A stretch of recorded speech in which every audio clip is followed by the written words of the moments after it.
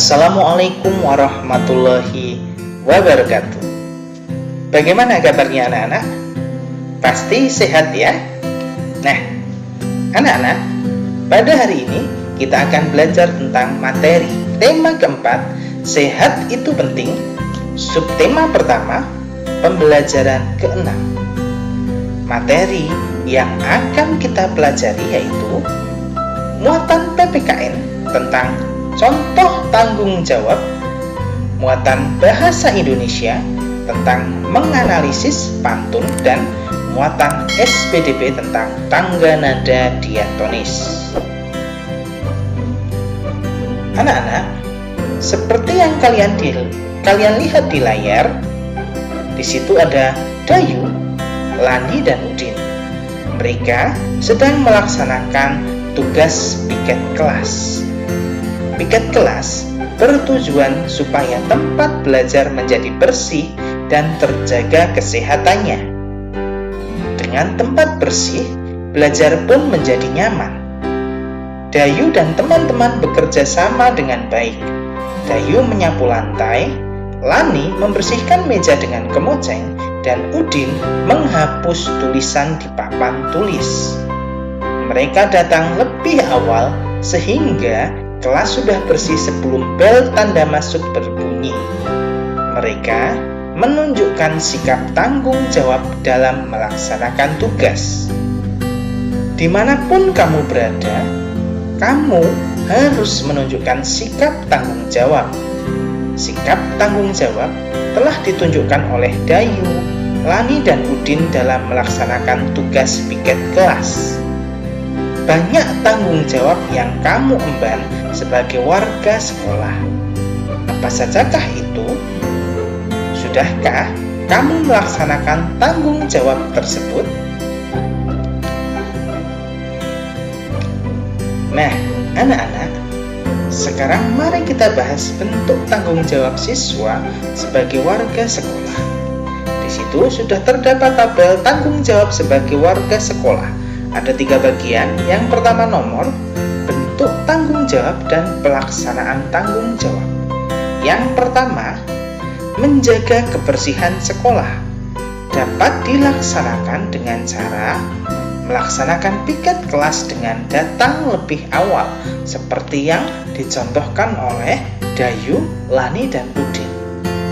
Yang kedua, kerja bakti membersihkan halaman sekolah dengan bersungguh-sungguh. Kemudian, bentuk tanggung jawab dari menaati tata tertib sekolah yaitu datang ke sekolah dengan tepat waktu, menjaga ketenangan saat kegiatan belajar mengajar, dan menggunakan seragam sekolah. Kemudian, kita akan membahas tentang pantun. Di pembelajaran sebelumnya kita sudah mengenal yang pertama adalah jenis-jenis pantun berdasarkan siklus kehidupan manusia dan jenis-jenis pantun berdasarkan isinya. Sekarang kita akan perkuat lagi pemahaman kalian tentang jenis-jenis pantun berdasarkan isinya. Jenis pantun berdasarkan isinya, yang pertama adalah pantun jenaka, yaitu pantun yang berisi hal-hal lucu dan menarik.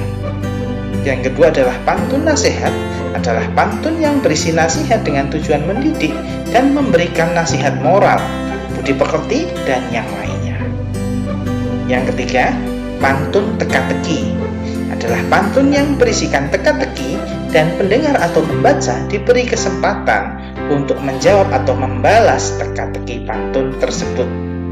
Nah, ini adalah pantun yang terakhir yang kemarin belum sempat kita bahas, yaitu pantun kiasan. Pantun kiasan yaitu pantun yang berisi perumpamaan atau ibarat, biasanya digunakan untuk menyampaikan suatu hal secara tersirat.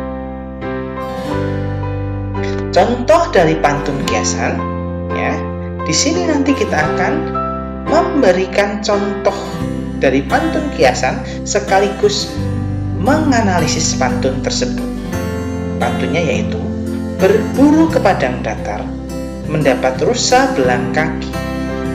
berguru ke palang ajar, bagai bunga kembang tak jadi. Ya. Menurut ciri-ciri pantun, yang pertama yaitu satu bait terdiri dari 4 baris. Apakah pantun tersebut terdiri dari 4 baris? Iya. Ya, ada 1, 2, 3, dan 4. Ya. Jadi, secara ciri-ciri yang pertama, ini sudah termasuk dari pantun. Kemudian, ciri-ciri yang kedua yaitu baris 1 dan 2 merupakan sampiran atau disebut dengan sampiran, sedangkan baris 3 dan keempat disebut dengan isi. Ya. Kemudian ciri pantun yang ketiga yaitu setiap baris ya, baik itu baris pertama, kedua, ketiga ataupun keempat, itu terdiri dari 8 sampai 12 suku kata. Mari kita analisis pantun tersebut dari baris pertama. Yang pertama, berburu ke padang datar. Berburu ke padang datar. Ini adalah ada 8 suku kata. Yang kedua, baris kedua, mendapat rusa belang kaki. Ada 9 suku kata. Baris ketiga, berguru ke palang ajar, ada 8 suku kata. Dan yang baris keempat, bagai bunga kembang tak jadi, ada 9 suku kata. Maka secara ciri-ciri yang ketiga ini masih termasuk pantun. Kemudian ciri-ciri yang keempat yaitu bersajak ABAB. Artinya antara baris pertama dan baris ketiga suku katanya harus sama. Suku kata yang bagian terakhir ini ya. Misalkan di sini suku kata baris pertama yaitu ar, suku kata baris ketiga juga ar, maka sajaknya sama-sama ar. Ini adalah contoh dari kesamaan sajak antara baris pertama dengan baris ketiga. Kemudian kita analisis sajak di baris kedua dan baris keempat, ya harus sama ya.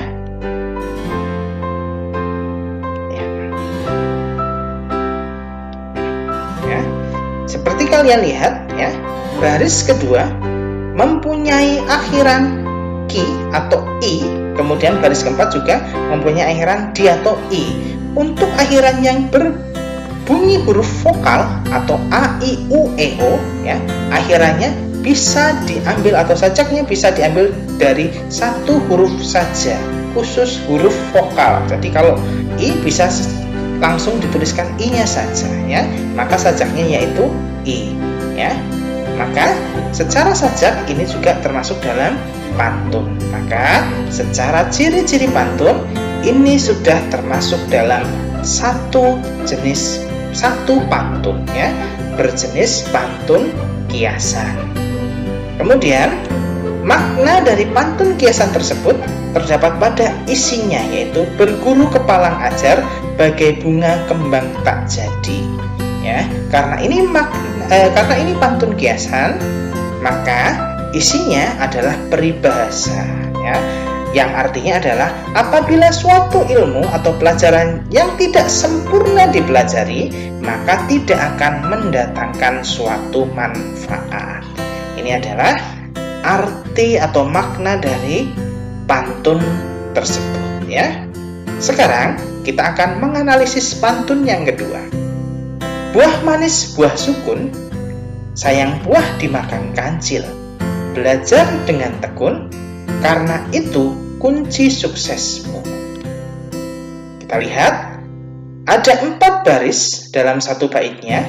Maka secara ciri-ciri yang pertama masih termasuk dalam jenis pantun atau pantun ya. Kemudian ciri yang kedua, baris pertama dan kedua disebut sampiran, benar ya.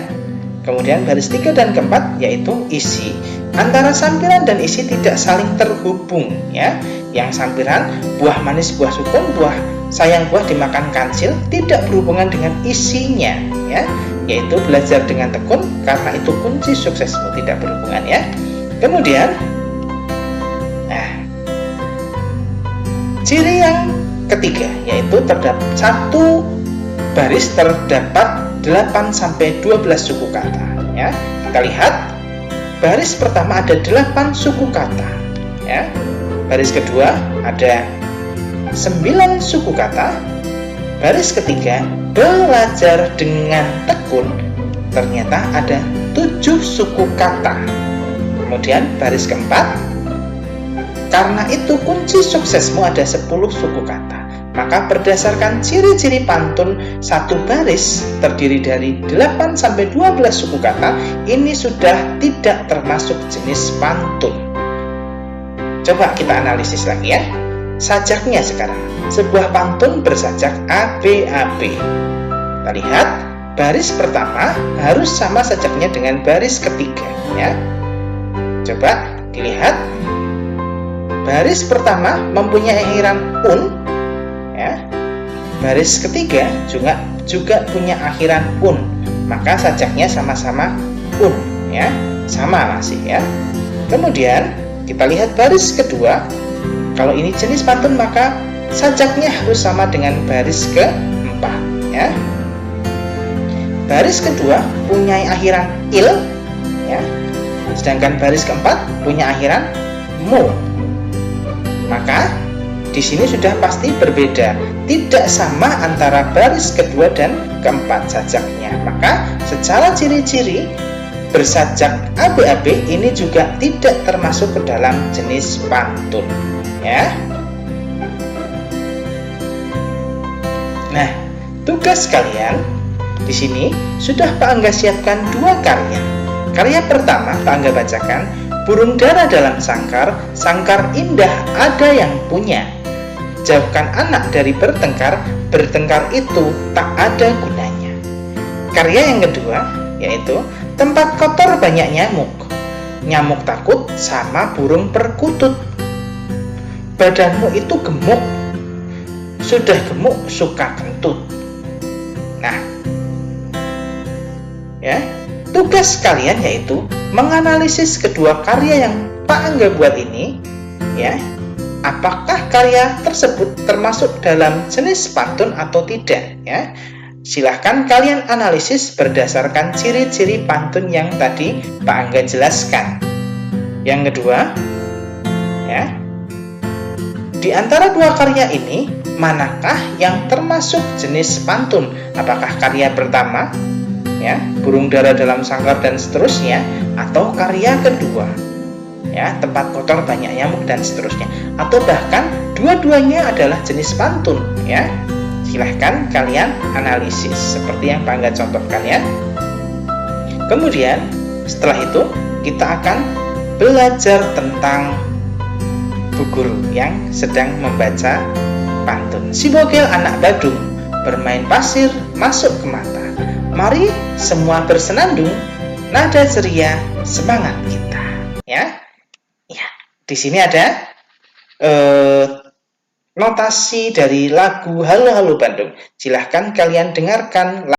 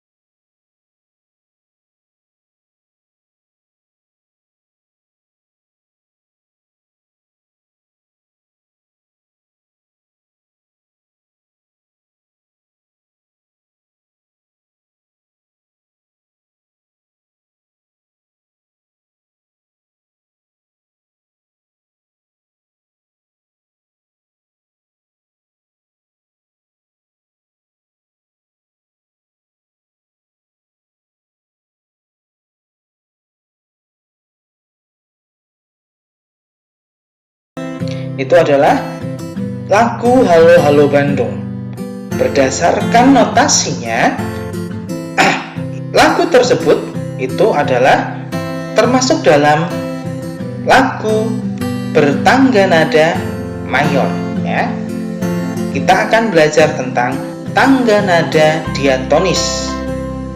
Tangga nada diatonis, seperti yang kalian pelajari sebelumnya, itu terbagi menjadi dua. Yang pertama adalah tangga nada diatonis mayor. Ciri-ciri tangga nada diatonis mayor yaitu bersifat riang gembira, bersemangat, biasanya diawali dan diakhiri dengan nada do, dan memiliki interval 1, 1 setengah, 1, 1, 1 setengah, ya. Kemudian yang kedua adalah tangga nada diatonis minor, ya. Ciri-cirinya yaitu sebagai berikut. Yang pertama, bersifat sedih, kurang bersemangat, biasanya diawali dan diakhiri dengan nada la, dan mempunyai pola interval 1 setengah, 1, 1 setengah, 1, 1, ya. Ini adalah tangga nada diatonis yang dibagi menjadi dua, yaitu diatonis mayor dan diatonis minor. Oke anak-anak, nah akhirnya kita sampai pada akhir pembelajaran pada hari ini, ya. Jangan lupa tugasnya dikerjakan. Tanyakan kepada bapak atau ibu gurumu apabila ada kesulitan. Selamat belajar, selamat mengerjakan tugas. Pak Angga akhiri. Wassalamualaikum warahmatullahi wabarakatuh.